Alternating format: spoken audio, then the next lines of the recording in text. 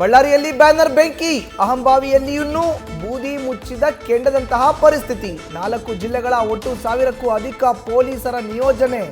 ಗಲಾಟೆಯಾದ ಸ್ಥಳದಲ್ಲಿ ಬಿಗಿ ಭದ್ರತೆ.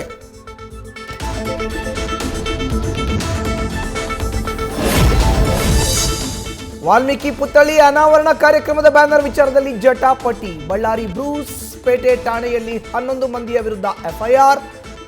Janardhan Reddy A1, Somashekar Reddy A2, Ramulu A3.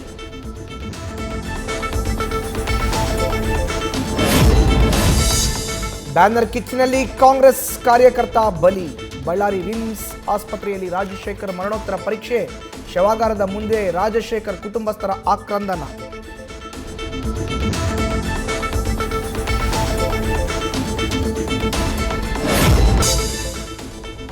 ಮನೆ ಕಳೆದುಕೊಂಡಿದ್ದು 167 ನಿವಾಸಿಗಳು. ಹೊಸ ನಿವಾಸಕ್ಕೆ ಅರ್ಜಿ ಹಾಕಿದ್ದು 250 ಜನರು. ಕೋಗಿಲು ಲೇಔಟ್ನಲ್ಲಿ ಹೆಚ್ಚಿದ ಗೊಂದಲ. ಒಂದೇ ವಿಳಾಸದಿಂದ 2-3 ಅರ್ಜಿ. ಮನೆ ಹಂಚಿಕೆ ಪ್ರಕ್ರಿಯೆ ಇನ್ನಷ್ಟು ವಿಳಂಬ ಸಾಧ್ಯತೆ. ನ್ಯೂಸ್ ಫಸ್ಟ್, ನಿರ್ಭೀತಿಯಿಂದ ನಿಮ್ಮ ಪರವಾಗಿ.